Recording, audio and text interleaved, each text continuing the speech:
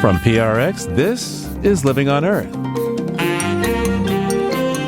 I'm Steve Curwood. And I'm Ainsley O'Neill. The Republican Congress passes a behemoth package that busts fiscal and carbon budgets. The American Petroleum Institute heralded the bill as bringing about a new era of energy dominance in America. In fact, I think it does quite the opposite. It syncs us up with old, dirty energy and basically rolls back clean energy in America. Also, poor rural Americans priced out of septic systems. We've seen them anywhere from $12,000 on up. We're talking about families that are among the poorest families in the U.S. And they were not making that type of money. That was, in some cases, half the income for the entire year for them. And therefore, they couldn't afford it. That and more this week on Living on Earth. Stick around. From PRX and the Jennifer and Ted Stanley studios at the University of Massachusetts, Boston, this is Living on Earth. I'm Ainsley O'Neill. And I'm Steve Curwood. As the climate crisis brings ever more devastating floods, storms, heat waves, and fires, the Republican-led Congress has slashed around $500 billion in clean energy tax credits that would have reduced climate pollution and helped America to better adapt to climate change. At the same time, the massive bill signed into law on July 4th boosted spending for immigration enforcement and the military, while keeping tax cuts for the wealthiest Americans that were set to expire in December, and also shrinking food assistance and health care for the less fortunate. So, at the same time that it directly balloons the nation's debt by trillions of dollars, the law also wipes away key investments that would have averted some of the skyrocketing costs of dealing with worsening climate impacts. Just in 2024, AccuWeather estimated storms that made landfall in the United States caused as much as $500 billion in damages and economic losses. And that's just the money. The dislocations and loss of life from storms like Hurricane Helene and the recent catastrophic flooding in Texas also take major emotional tolls. We're joined now by Vernon Loeb, executive editor of our media partner Inside Climate News, and their Washington bureau chief, Marianne Lavelle. Welcome back to Living on Earth. Thanks for having me. It's great to be here. Good to be here. So, Marianne and Vernon, a whole lot has been packed into this one law, but in broad strokes, what's really changing here for the climate and energy and environmental sector? Marianne, maybe you could walk us through some of the basics. Yes, this really eliminates the historic investment in clean energy that Congress made only 3 years ago. No more tax credits for buying an electric vehicle or an efficient heat pump or solar panels for your house. No more tax incentives for energy efficiency improvements. And then there is probably the biggest rollback, which is phasing out the tax credits for wind and solar energy. That's going to happen under a very aggressive timeline. The bill at the same time is opening up federal land and water for oil and gas drilling. It increases the profitability of oil and gas drilling on federal land, and it even creates a new subsidy basically for coal. Alongside of all of these other things, it really ends what was a historic investment in the poor and minority communities that bear a disproportionate pollution burden. And that was money the Trump administration was already refusing to spend. Congress has wiped it out completely. Vernon, I want to get your take on to what extent these changes align with President Trump's campaign promises. What is the future of U.S. energy looking like under a second Trump administration? They align pretty well with his campaign promises in that he was very clear about wanting to drill, baby, drill, very aligned with the fossil fuel industry during the campaign. And certainly that's the net effect of this bill. The American Petroleum Institute heralded the bill as bringing about a new era of energy dominance in America. In fact, I think it does quite the opposite. It syncs us up with old, dirty energy and basically rolls back clean energy in America, wind, solar, EVs. It's really bringing about a new era of energy dominance for China, I think is what it's actually doing. Well, and this law is also going to be dealing a major blow to environmental justice, even beyond some of the executive orders we saw earlier this year, which reversed federal EJ initiatives and shut down a number of EJ offices. So, what is at stake for environmental justice communities here, Marianne, with the passage of this? I think you have to look at it as it's devastating for environmental justice communities, but probably for all of us, because these communities are the ones who are closest to the polluting factories, the polluting refineries, and that pollution doesn't stay in those communities. So the Biden administration and Congress had invested a lot of money in addressing some of the long-standing pollution concerns in these communities, and that all has been rescinded. The Trump administration was indeed in court for the last few weeks, saying they have a right to undo the contracts that were signed with all of these nonprofits and community groups, and really with states and local government as well.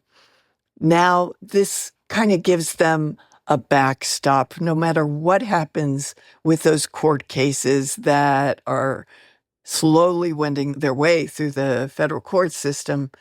They can say Congress has rescinded all of this money and doesn't want to spend money the way the Biden administration wanted to. As you point out, the EJ communities are subject to the worst, but this approach would say, let's say we're talking about canaries in a coal mine. This would say that, well, the canaries are in a special case. Just because they're getting hit first by the noxious gas coming out of the coal mine and dying, we should pay no attention to their concerns because there's no risk for the rest of us. I mean, that seems to be what they're saying about EJ communities. And Marianne, on this clawing back this money, these were signed contracts that were done. I mean, to what extent can the federal government legally, and will the courts tolerate, ripping up a contract that's been executed? I mean, doesn't our whole commercial economy run on the fact that contracts are enforceable? You could make the argument that that has been one of the hallmarks of the U.S. economy, why the U.S. has been such a wealthy country, because a contract is a contract here. And if the federal government is going to be allowed to break contracts, then everybody in the corporate community will feel they can follow suit. It really is a very new and disturbing direction for not only the environmental justice and clean energy community, but for the business community at large. And I might add that the grounds on which these contracts were broken were extraordinary. Trump basically ended the environmental justice grants on the grounds that they were illegal DEI programs. And in fact, environmental justice is something completely separate and apart from DEI. And environmental justice communities have been harmed disproportionately by our environmental policy, by pollution for decades. And these grants were the beginning of a sort of down payment on those harms. So to call them illegal DEI programs is, again, something the courts can look at, but it is just flatly erroneous. It erases the history of these communities. Exactly. Some would say, and recent events have really underscored this, that this is no ordinary time to be using tax and spend provisions to deal with a crisis like the climate crisis we face right now. Vernon, Marianne, what kind of trouble do you think this legislation is going to get us in vis-a-vis the climate? I mean, what happens to emissions and what happens to protections for people from the ravages of these storms and floods and fires and such? So the bill is expected to contribute an additional 470 million metric tons of greenhouse gas emissions per year by 2035. And that's the equivalent of 100 million gas-powered cars per year. We're going to be far from our goal of cutting emissions in half by 2030. and getting down to net zero by mid-century. So this really takes away our ability to eliminate emissions on the time frame we need.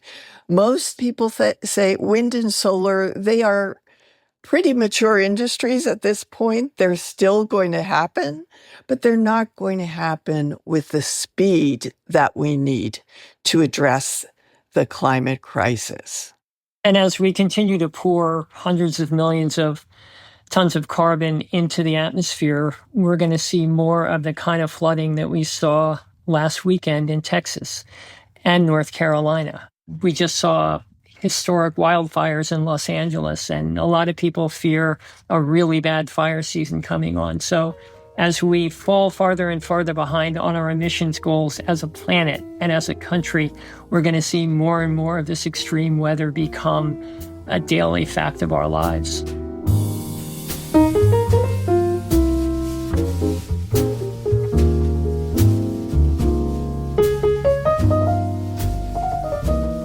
We're speaking with Vernon Loeb, executive editor, and Marianne Lavelle, Washington bureau chief, both with our media partner Inside Climate News.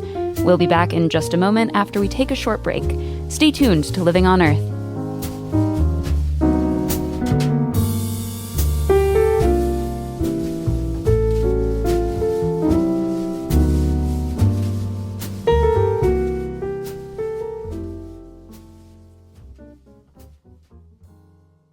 Living on Earth's fiscal year just ended on June 30th, but it's not too late to make a contribution.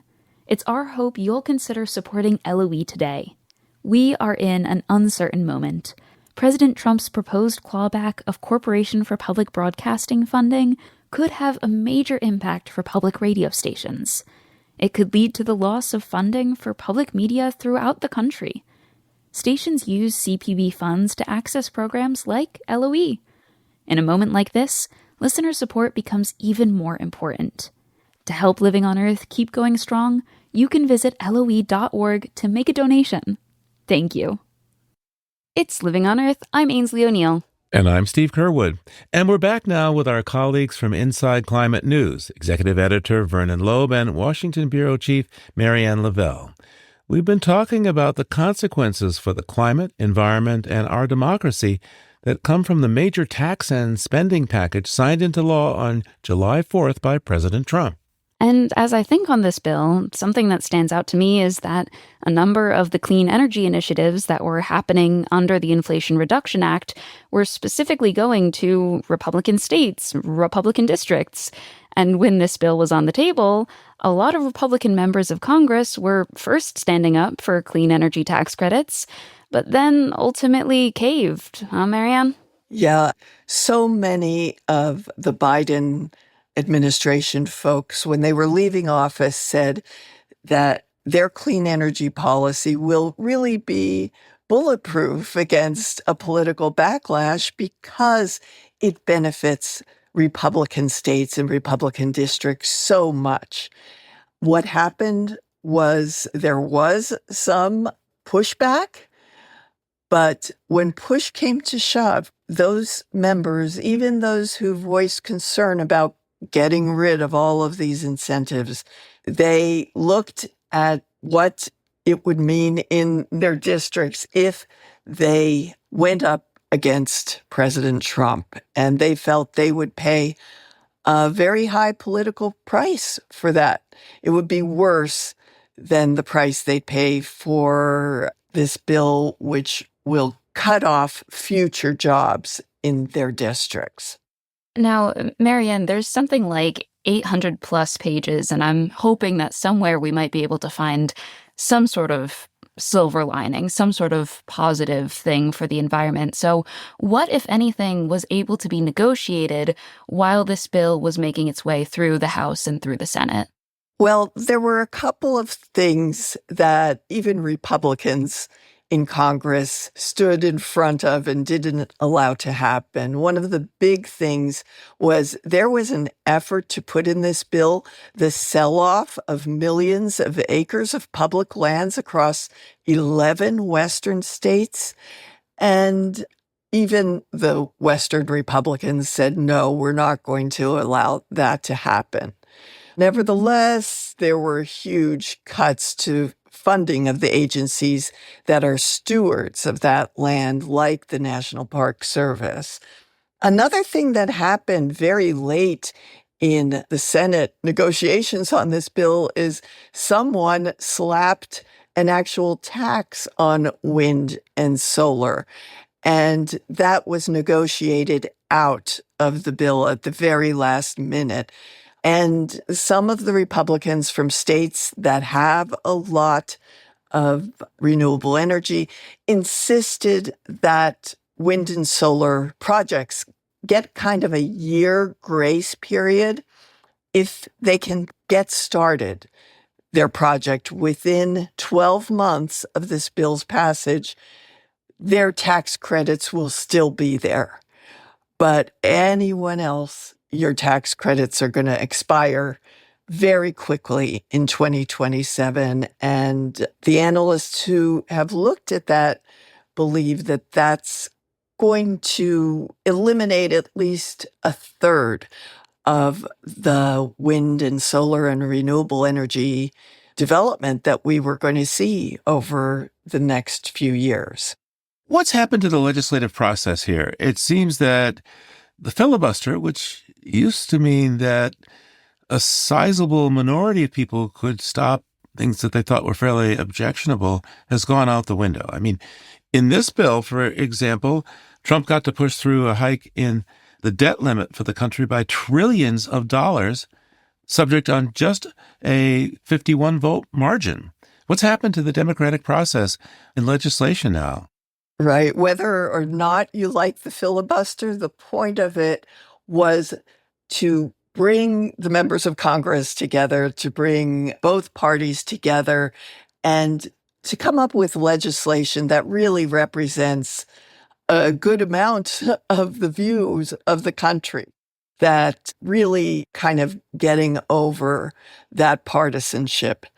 Now, for many years, some of the biggest policy measures have been passed through this special kind of legislation called budget reconciliation, which allows them to get past the filibuster, really sidestep it.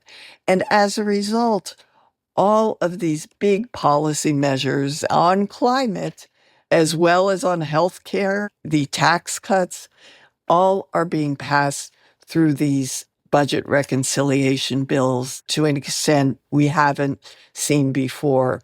So it really reinforces that polarization and reinforces the idea that we don't have a consensus or a shared really view of the direction of the country, and what we see in the future is just seesawing back and forth between these two highly polarized views. And Vernon and Marianne, with all this happening at the highest level of federal government, what do you see as the practical way to push back against a law like this for the sake of climate action and environmental protection? Well, politically, I think, all eyes are on the 2026 midterms. The Democrats need, I think, a swing of only 3 seats in the House to take control of the House, and they need 4 seats in the Senate. And I think their prospects are more difficult in the Senate, but certainly not impossible. Trump's approval ratings are at historic lows right now for a first-year president, around 40%. So to realign in some fundamental sense, it's going to be democracy. And democracy is something we talk a lot about now as we seem to be heading toward a more authoritarian future. So we shall see in 2 years. In the meantime, the battles go on in the courts, which it's a pretty mixed bag so far. Trump has lost a lot of decisions, many of which he hasn't paid attention to. The Supreme Court seems pretty friendly to Trump. And I think he sees ultimately the Supreme Court as an ally. And we're seeing increasingly groups of scientists and former government officials coming together outside of government to try to keep track of the things they were doing inside of government and at the very least sound the alarm. Marianne was telling me the other day about how a group of environmental justice officials from the Trump administration have now gotten together and formed a sort of private council to keep emphasis on environmental justice and what these communities in this country are owed. Right. This is all part of the backlash we're seeing from this really extreme policy agenda that the Trump administration has gone forward with, including in this bill. And in that backlash, there is hope. Well, I want to thank you for taking the time with us today. Vernon Loeb is the executive editor of our media partner, Inside Climate News. Great to be with you, Steve. And thank you, Marianne Lavelle, who is the Washington bureau head for Inside Climate News. Thanks so much. Glad to be here. In recent days, multiple catastrophic flooding events have hit rural communities in the U.S. Heavy rain in New Mexico triggered historic flooding in the mountain town of Ruidoso. Parts of central North Carolina also experienced flooding, and on July 4th, the Guadalupe River in Texas rose more than 20 feet in under an hour, killing more than 100 people. And as we record this broadcast, many more are still missing. Sean Sublette is a meteorologist as well as a contributing author for our media partner, Inside Climate News, and the owner of Sublette Weather and Consulting. He's joining us now to talk about the atmospheric and climate conditions that contributed to these disasters and the growing need to be weather aware. Sean, welcome back to Living on Earth. Thank you so much. It's good to be back to talk with everybody. What's been going on here with these incredibly intense flash floods that have been happening across the U.S.? Yeah, so first of all, let's back up a little bit. It is summer and it is humid, so flash flooding is not uncommon to begin with. Having said that, because the climate is warming, a warmer atmosphere tends to hold more water, meaning it can evaporate more off of oceans, out of ground moisture, out of rivers and bays. So there is more moisture available to go into clouds and then ultimately back into rainfall, in this case, heavy precipitation. And we've got good evidence from the statistics and the data that the most intense rainfall is actually getting heavier over the past 30 to 40 years. So a flash flood event today is likely a little bit worse than a flash flood event than 40 or 50 years ago. So it is not the only thing, but is a contributing factor to the fact that things are kind of getting worse. And how does flash flood prediction sort of work? How do we predict rainfall, where it's going to land, on what kind of surface, and how does that all come together? Yeah, so that's the rub with flash flooding compared to, let's say, larger river flooding, like on the Mississippi or on the Charles or the Missouri rivers. That's a very different set of scale. So when we think about flash flooding, this is very heavy rain that probably covers a couple of counties or maybe a few square miles, and it lasts for 2 to 4 hours or so. So now we've got something that is shorter in time frame and is smaller in spatial scale. And these kinds of things are more difficult to predict than larger scale phenomenon. Like in the wintertime, most of our weather is driven by larger scale features in the atmosphere. During the summertime, thunderstorms and the like are driven by smaller scale phenomenon in the atmosphere. So when we think about computer models and try to simulate these things mathematically, they are more difficult to simulate, and as a result, they are more difficult to forecast precisely. The entire weather community knew that flash flooding was likely. The question was going to be, is it bad or is it going to be catastrophic? We wouldn't know that until it begins to develop. And I don't mean that it's already on top of them. But normally in a situation like this, you can get 2 to 3 hours of warning before the water truly becomes dangerous. For example, in Central Texas, the warning went out just after 1 o'clock in the morning, and then it was kind of upgraded to a legit emergency 3 hours later. So from my aspect, I wonder, were the people in harm's way even aware that they were in harm's way? Did they understand the risk to begin with? whose responsibility is that to understand what that risk is? So this is not to lay blame on any one person, or certainly not blame the victims here. But there is kind of this loss of information from the forecasts and the warnings to the end user and to get them to take action. And I think that's where we see a lot of the miscommunication and a lot of what went wrong is in that process. If you were in charge of revamping how we get these warning events and these alerts all throughout the country, what would be your ideal system for informing people? I don't think there's one perfect system at all, because we have a country that is rural. In some places it is very sparsely populated. Some places it is densely populated. Some places the cell coverage is good. Some places it's non-existent. I think having a weather radio and being aware of the forecast every day is important, so you have an awareness of what your surroundings are going to be. So I think if we had a network where everyone was able to have a phone and get a reliable warning, that's great, but that costs a lot of money. I'm not sure how well that's going to be received. The weather radios are good, but they're not perfect either. I would tell people what I think most meteorologists would tell you, and emergency managers have two ways to get a critical weather warning and kind of be aware of your surroundings. There was a flood watch, which means conditions were favorable for flooding, well ahead of the actual flood itself. So there are ways to raise awareness ahead of the event, before the event hits, but it's a question, does that message land where it needs to land, and what kind of actions are taken once the message is received? Sean, I know that there have been recent federal budget cuts that impact weather tracking and disaster prevention. How have you been seeing that in your own meteorological experience? I don't think that stuff has really percolated down just yet. It's still very new.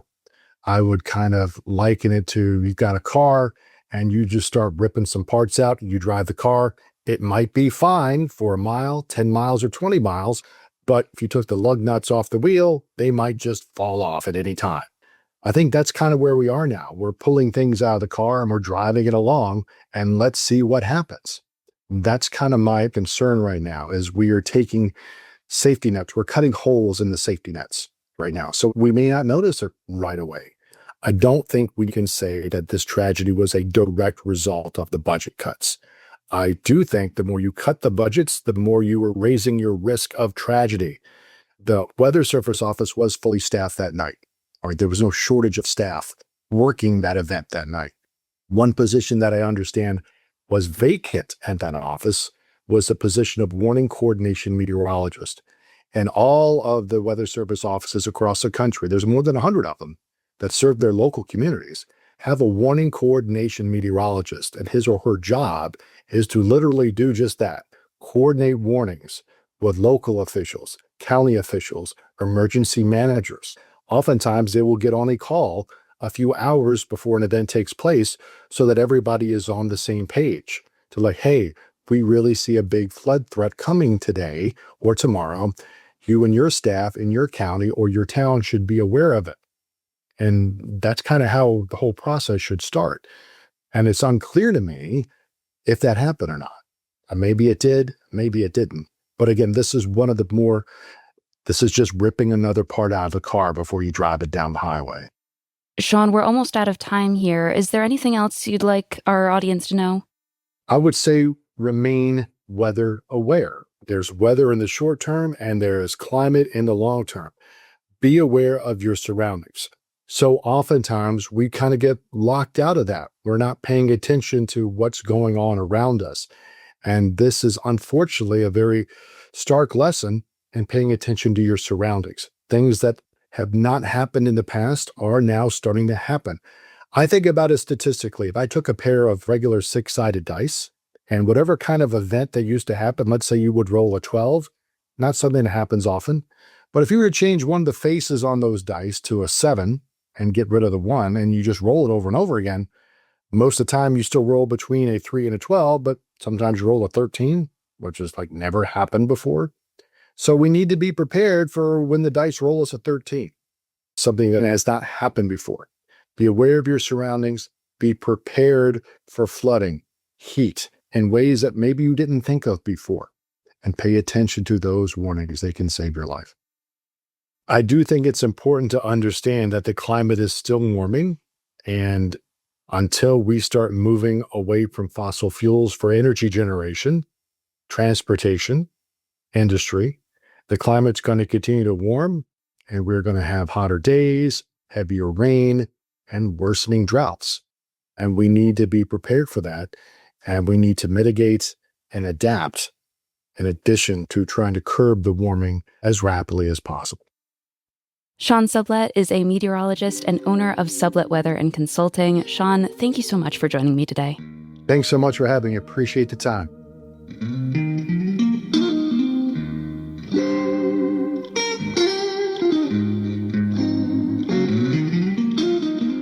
Coming up, health, family finances, and dignity are all on the line when it comes to the sanitation crisis in rural America. Keep listening to Living on Earth. Support for Living on Earth comes from the Waverly Street Foundation, working to cultivate a healing planet with community-led programs for better food, healthy farmlands, and smarter building, energy, and businesses. If you're one of Living on Earth's listener supporters, or if you've been considering a donation to LOE, this message is for you. As a nonprofit news organization, listener support is vital to LOE's weekly effort to bring you up-to-date environmental news and information. Your gift to LOE makes a difference and makes our work possible. So thank you. It's Living on Earth. I'm Ainsley O'Neill. And I'm Steve Curwood. When most Americans flush the toilet, their waste goes to municipal sewage treatment plants, paid for by taxes and fees.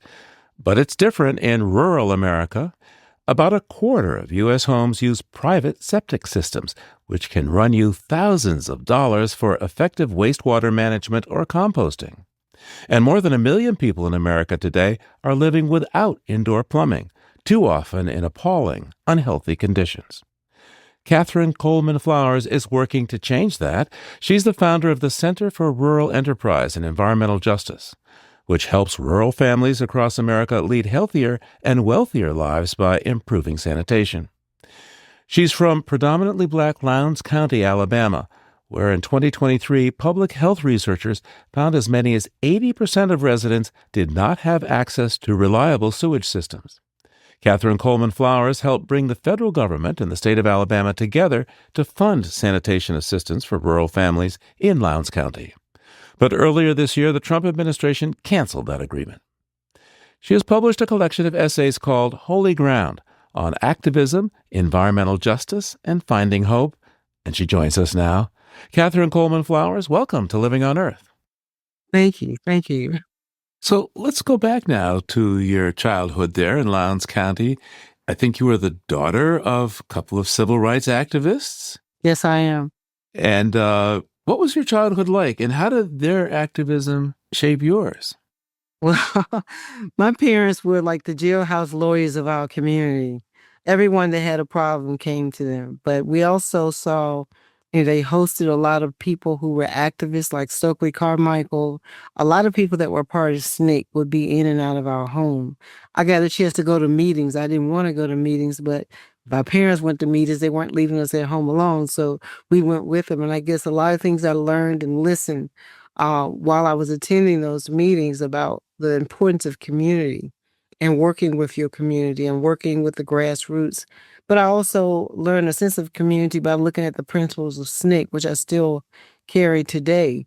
And because of the work that my parents did before me in Lowndes County, I think I stand on their shoulders. So because of my parents and their activism and what I was exposed to, I think it prepped me to do what I'm doing today.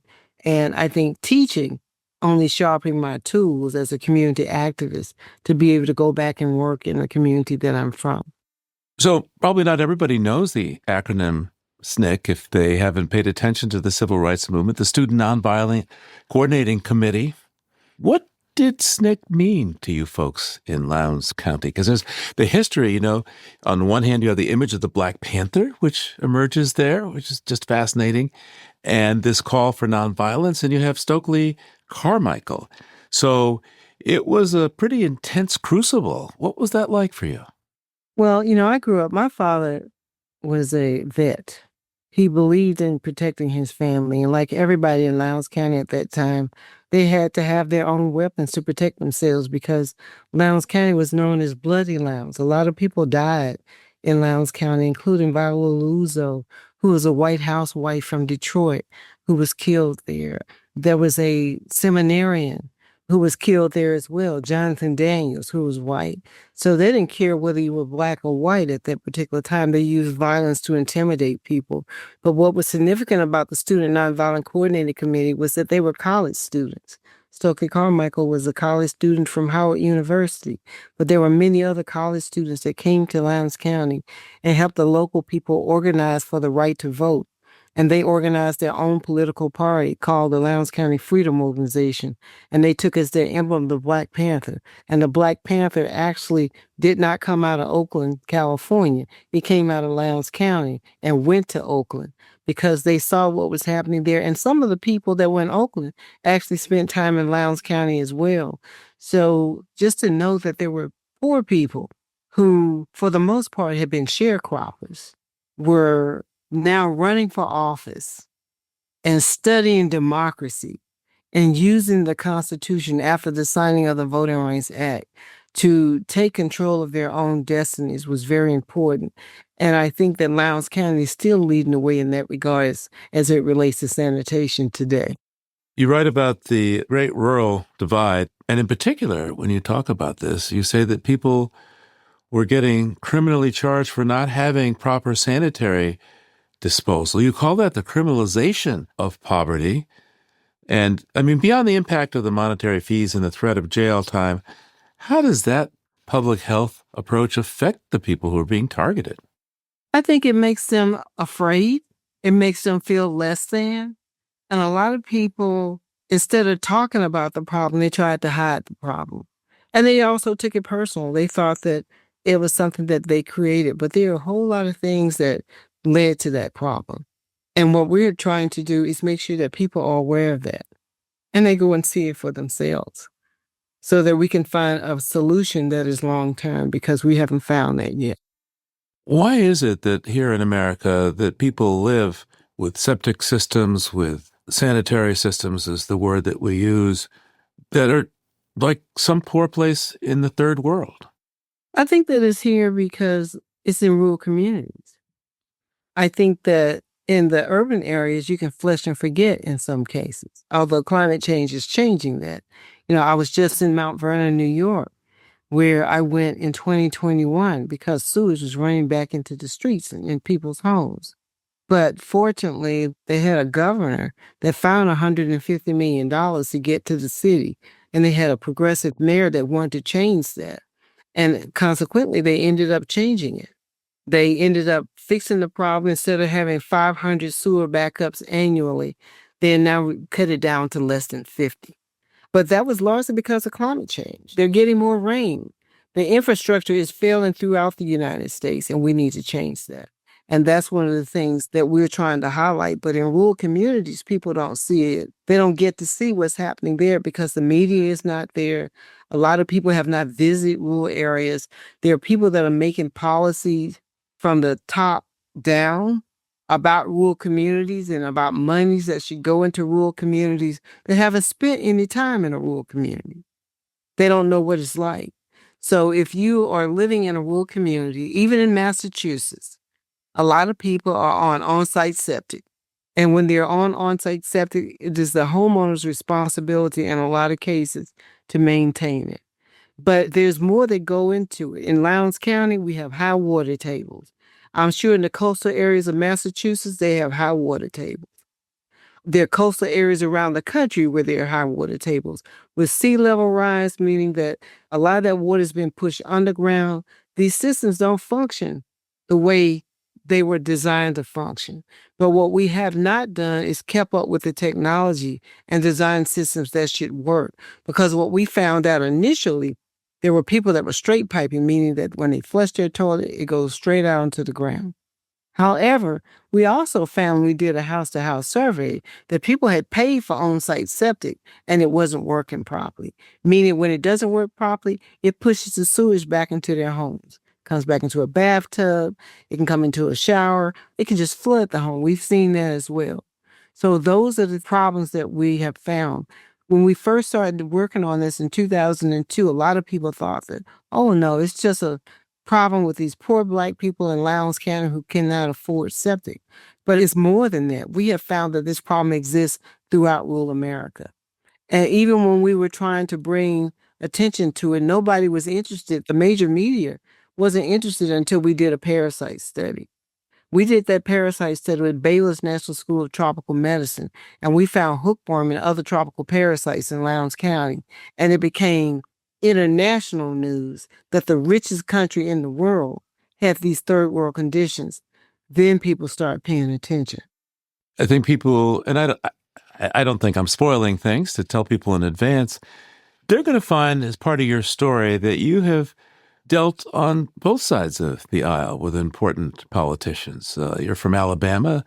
Jefferson Sessions was a prosecutor there, a senator, and you talk about having a connection, having a dialogue with Senator Sessions, and many people would say, wait, this woman from the Black Belt of Alabama is dealing with Sessions? Didn't he like the KKK? And you say, what I'm saying is that I'm from Alabama too.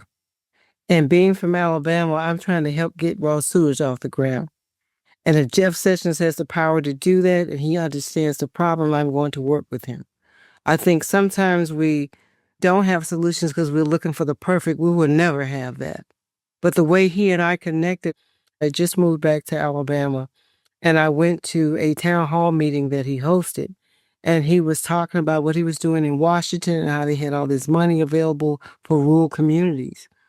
And I asked the question, where Senator Sessions, how can we get this money since it requires a 25% match and we don't have a tax base? How do poor communities and rural communities get access?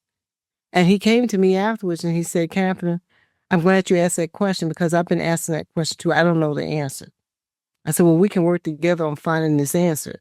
And then at a point, because that's how our dialogue started, he told me he grew up poor in Wilcox County, Alabama. And he started telling me some things about his own upbringing, which was similar to mine. At that particular time, when I started raising issues around the wastewater situation, I started getting death threats. Senator Sessions would send people down from Washington to go to public meetings with me, to let people know that he was there standing with me as well. I had to make a decision. Do I turn my nose up and don't do anything? People have to keep in mind, I'm from Lowndes County first. Because I'm from Lowndes County first, I've learned a few things. One of the things is that we have to leave room for transformation. I learned that from Brian Stevenson. And if I'm a Christian, I have to also be forgiving. I feel that sometimes people can learn from us. They may not know because of the kind of folk that they've been around. But if they spend time around someone who is selfless, and not interested in politics, but interested in finding the things that we have in common and trying to work from that point, I think we would have less strife and less division in this country. Tell me the story that you have in your book about a visit you had from Bernie Sanders to try to understand about the sanitary problem. Well, shortly after the parasite study was released and went public, we had a visit from the UN Special Rapporteur on Extreme Poverty. And when he came to Lowndes County, he actually said that the conditions he saw there were conditions he never expected to see in America, but he had seen in many third world countries. After he left Lowndes County, he went to Washington and he met with Senator Sanders and shared with him what he had seen. And I heard from Senator Sanders. He called me and asked me to come to Washington to speak at a town hall meeting. And I took that opportunity not only to go there, but to invite him to come to see it for himself. And he did. And when he came to see it, like I tell everybody, when you see it, you don't unsee it. And he had the opportunity to go and visit in a home of a family who lived in a single wide mobile home. The house was full of mold. The floors were weak. She was straight piping. She had to put traps inside her homes to catch opossums that were coming inside of her home. Her daughter was 9 years of age and sleeping on a CPAP. So the conditions were horrible, but a lot of politicians and a lot of wealthy people never get a chance to go and see the other side and see how people live in those conditions. But Senator Sanders got a chance to see it.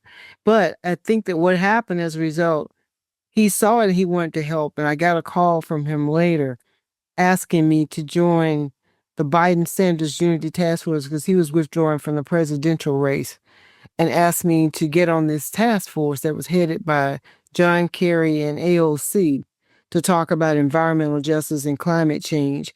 And that gave me the opportunity to really push the sanitation issue to the national level and hopefully to a level of policy where maybe some eventual solutions were going to come because there were people listening that can make a difference if Biden had won the election. And he did. The Trump administration recently scrapped the work that you did with the Biden administration with the state of Alabama to correct the sanitary issues right there in Lowndes County and some of the other Black Belt communities in Alabama. What is that case about? And how does this announcement make you feel? And of course, what are these communities to do? What's the way forward for them? After the parasite study came out, we filed a complaint with our attorneys at Earth Justice with Health and Human Services, and that complaint ended up being investigated by DOJ under the Biden administration, and they came to a resolution with the state health department to find a solution to the wastewater problem. That solution was to put money into the county, and some of it went through the state for the purpose of putting in septic systems for families that could not afford it, and to prioritize that the households that needed them the most. And recently, the Trump administration announced that they were ending this resolution, and they characterized it as an illegal DEI initiative, which I thought was a mischaracterization of the problem. It is striking a nerve with people because people are now understanding that it's not just Lowndes County. This particular initiative led to not the resolution itself, but the Biden administration had announced the closing the wastewater access initiative that included 11 counties from throughout the United States, including areas in West Virginia that were having problems as well with sanitation. And what does it mean? Well, the health department says that they were going to continue to put in place septic systems as long as the money lasts. So we don't know how much money has been spent and how much money still remains and how many families would be impacted. But clearly, we would continue to have a problem with sanitation in Lowndes County. What does it cost to have appropriate sanitation? What would it have cost to really remedy it? The last septic system that we tried to work on and have put into a home was actually the home of the person that Senator Sanders went to visit. But unfortunately, she died of COVID. But that particular system was around $28,000. We've seen them anywhere from $12,000 on up. We're talking about families that are among the poorest families in the U.S. And they were not making that type of money. That was, in some cases, half the income for the entire year for them. And therefore they couldn't afford it. But I think what I've seen is that in this country, we pay for what we want. And if we should never say that it's too expensive to put in place sanitation for poor families because of the cost. We don't care what we pay for more affluent areas. There's probably no affluent area in the United States, especially no urban area, that has a sanitation system that was not paid for by taxpayers' money. So as we move towards closing here, how does your faith and how do the matters of faith really help us at this juncture? We have tremendous political turmoil. We have things like failed sanitation in perhaps the most affluent nation on earth. We seem to be in a host of trouble in a number of different ways. How can faith move us forward from this point? What's your advice to people who might want to seek faith as a way to move forward? I think we should have faith in action. Because my father used to tell me, Catherine, first you pray and then you act. Because he said, if you make one step, you'll make two. And I believe that. I believe that. I think we have to be engaged. We have to be active. And when things get hard and our anxiety gets the best of us, that's when we stop and pray. We stop and pray, and then we ask for guidance and direction, sleep on it, and get up and be active the next day. So we solve it by moving. Yes. Or taking action. By some type of movement, whether it's voting, writing an op-ed, whether it's going organizing, whether it's talking to young people, getting them engaged, whatever your action is, because there's so much to be done on so many different levels that there's room for everyone to do something. Catherine Coleman Flowers is the author of Holy Ground on activism, environmental justice, and finding hope. Thank you so much for joining us. Thank you for having me.